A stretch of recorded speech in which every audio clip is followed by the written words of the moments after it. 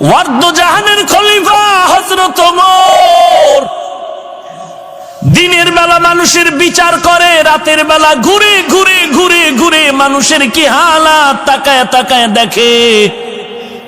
আজকে ওমর একা, সাথে একটা গোলাম আছে, আসলাম কেউ নেই। রাতের অন্ধকারে জঙ্গলে ঘুরে কি খবর মানুষের। পাহাড়ের কিনারে গিয়ে দেখেন একটা ভাঙা ঘর, আগুন জ্বলে আগুন।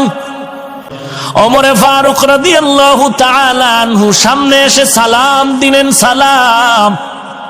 আম্মা জান বলেন, কে তুমি হে যুবক?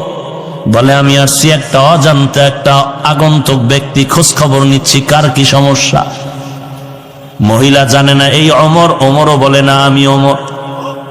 মহিলা বলে, ওই যুবক, তুমি আমার কি উপকার করবা? তবে একটা কথা শুনো, আমগো দেশ চালায় নাকি ওমর নামের খলিফাতুল মুসলিমিন, তবে আমার মনে বড় কষ্ট। দুনিয়াতে পারলে তো পারলাম, না হয় কিয়ামতের ময়দানে ওমরের বিরুদ্ধে আমি আল্লাহর কাছে বিচার দায়ের করব। ওমর পরিচয়টা গোপন রাখিয়া কয়, মা কারণটা কি? বলে, ও যুবক, তুমি জানো না আজকে আমার ঘরের চুলা আগুন জ্বলে, খানা নাই। একদিন আর দুদিন না আমিও খানা পাই না। বাচ্চাগুলো না খেয়ে খেয়ে ধুকে ধুকে চামড়া পিঠের সাথে লেগে গেছে, মাটিতে পড়ে আছে। ওমর নিজের পরিচয় গোপন রেখে বলে, মা অপেক্ষা করেন, আমি একটু উপকার করতে পারি কিনা দেখি।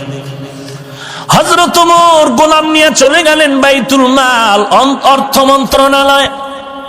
ওমর নিজের হাতে একটা আটার বস্তা রেডি করে গোলাম রে কয়, রে ও গোলাম, এই রাতের মধ্যে আটার বস্তা মহিলার কাছে নিব, আমার মাথায় দে।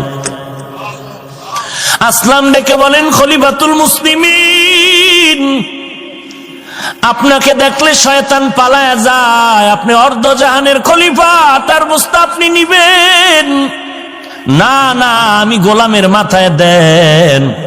ওমর ডাক দিয়ে কয়, আসলাম, তুই কি চাও আমি আল্লাহর দরবারে আসামি হয়ে দাঁড়াবো? বলে, না না। কয়, তাহলে আমার দায়িত্ব পালন করার সুযোগ আমাকে দাও। গোলাম নিরুপায় হয়ে ওমরের মাথায় আটার বস্তা তুলে দিলেন।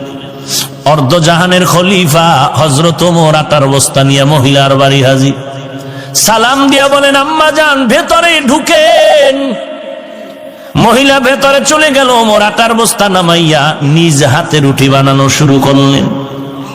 ওমর নিজ হাতে রুটি বানাইয়া এরপরে বলে, আম্মা জান আটাও রেখে গেলাম, রুটিও রেখে গেলাম, রুটি খান, বাচ্চাদের দেন, আবার শেষ হওয়ার আগে খবর নিব। ওমর যখন বিদায় নেয়, আল্লাহর বান্দি বলে, যুবক একটু দাঁড়াও, আমি আমার কলিজা ভরে তোমার জন্য একটু দোয়া করিয়া দেই। আল্লাহর বান্দি হাত উঁচু করে বলেন, ও মালিক, আমার দেশে যদি এই যুবকের ক্ষমতায় দিতা, ওমরের দিতা না। ওমর যদি না হয় যুবক হইতো, তো আমগো দেশ বেহেশতের বাগান হয়ে যেত। হযরত ওমর পরিচয়টা গোপন রেখে বিদায় নিয়ে চলে গেলেন। পরের দিন মসজিদে নববীর মধ্যে পরামর্শ ডাইকা নবী ওমর ডাক দিলেন, যাও একজন বার্তাবাহক ওই এলাকার